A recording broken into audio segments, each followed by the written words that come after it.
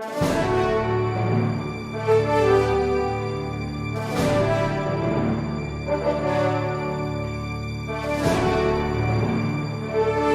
po namin yung mga dokumento Yes, na Your Honor. inihayag ninyo. Second, Mr. President, while we're waiting for that, nabanggit nyo po kanina at natuwa ako actually sa nabanggit nyo na hindi lamang yung waiver ang inaasahan ninyo pero sa pananaw at palagay ninyo may kapangyarihan ng Office of the Ombudsman na magtanong sa mga ahensya ng pamahalan. I'm sorry I didn't get the start of your... Yes, ma'am. Just submit us the document, ma'am. Hindi na po ako magtatanong. Actually, I sent one to the speaker.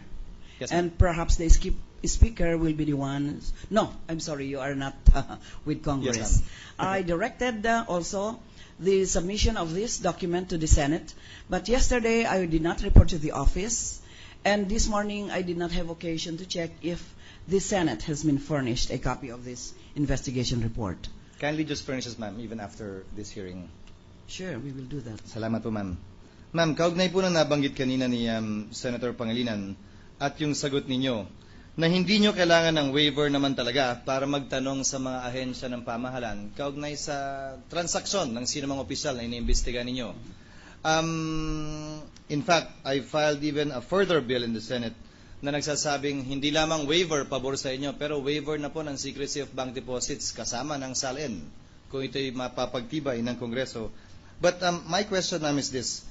The waiver contained in the SALN pertains to past years, including the year that the person submitting the SALN assumed office. Yes, sir. Actually, nagulat lang ako sa ginawa ng AMLAC, hindi ko po kayo pinipintasan. Bakit po ang sinubmit ng AMLAC ninyo ay umabot hanggang sa mga transaksyon tungkol sa 2011, 2010, at 2012? Kung ang basihan po ng paghingi o pagbigay, hindi ko po kayo pipintasan, ulitin ko. Kung ang basihan ng pagbigay ng AMLAC ay yung waiver, hindi po ba dapat ang basihan nun 2010 SALN tungkol sa 2009 transactions dahil hanggang December 31, 2009 po yun. Okay. Kaya tatanungin ko po, nabigay na po ba sa inyo ng Chief Justice yung kanyang SALN para sa taong 2011? May kopya na po ba kayo, ma'am? No, Senator. But it would be submitted to you.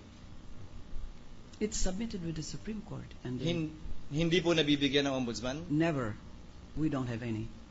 So, ina-assume nyo lamang po na malamang nag-submit siya o magsasubmit siya for the waiver for the subsequent years.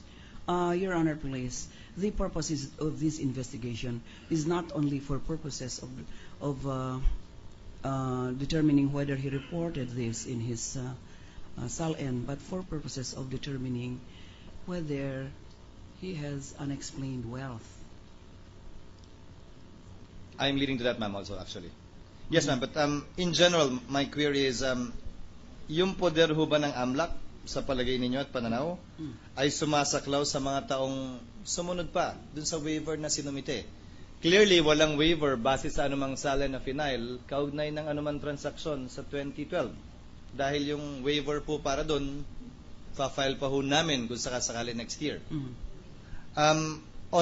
On the forfeiture case or potential forfeiture case for violation of the anti-graft law or unexplained wealth, that's my next question, ma'am.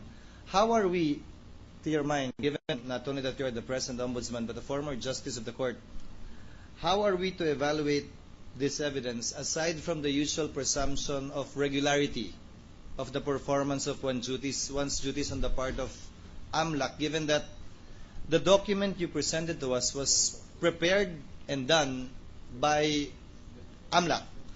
Would there be a need, which I will be bringing up in caucus as well, but can I get your thoughts on this? Would there be a need for us to call AMLAC to testify on these documents that you presented, that you had no part insofar as the preparation is concerned? I'm referring to the 17-page transaction submitted by AMLAC, ma'am. That should be the decision of the Senate, whether it finds necessary to summon the AMLAC and ask questions respecting the documents that it submitted to me. And one final query, ma'am. Insofar as similar documents that you may be obtaining from AMLAC, assuming hindi po impeachment, what would be the probative value of that and how would you use that? Kunwari po, may isang opisyal na iniimbestigahan, hiniling niyo muli sa AMLAC, pengin lang dokumento tungkol sa mga transaksyon sa bangko nito.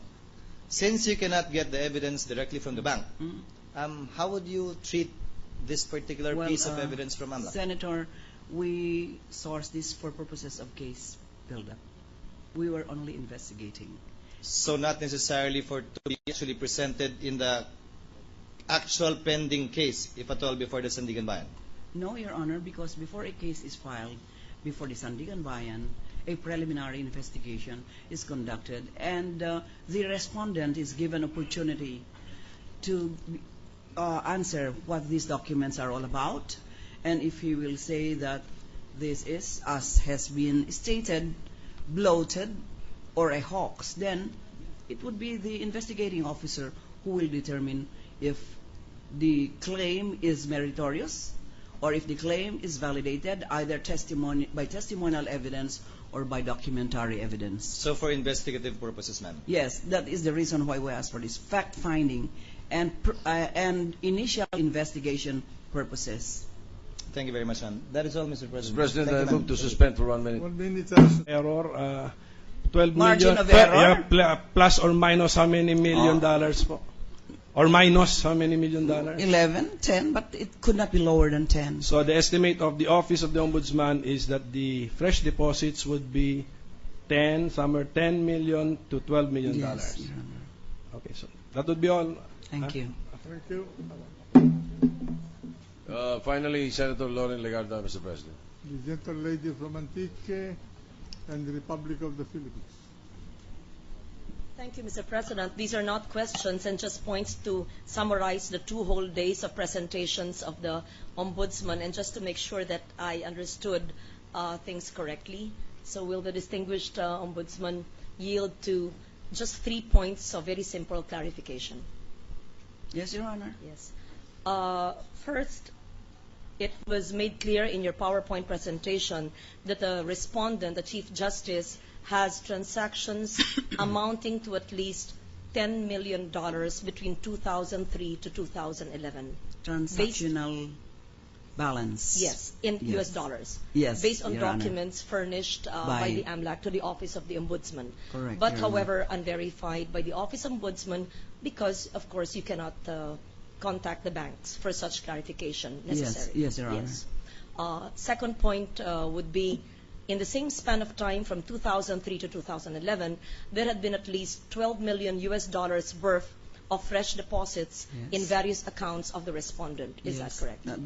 That was our observation, Your Your Honor. observation, yes. And then again, in answer to Senator Pimentel, it could be more or less 11 or 12, 10, 11, but Or not 10. less than $10 Not less million than 10. of That's fresh our, deposits. That's our observation, Your Honor. And when you say fresh deposits, Madam Ombudsman, that would mean not coming from other accounts of the same person, but from other sources into his present accounts. Is that correct? Fresh deposits that were not returned to where they originated. Yes. They were not placements made and then returned to the same placements. They were not returned to the same Yes. account. Yes. So Yes. these were fresh deposits from sources other than his already existing accounts. How's that again? These were deposits from accounts from other sources other than those which already existing under his name. Yes. In other words, Yes. they did not return The to same money. the same other Yes. account.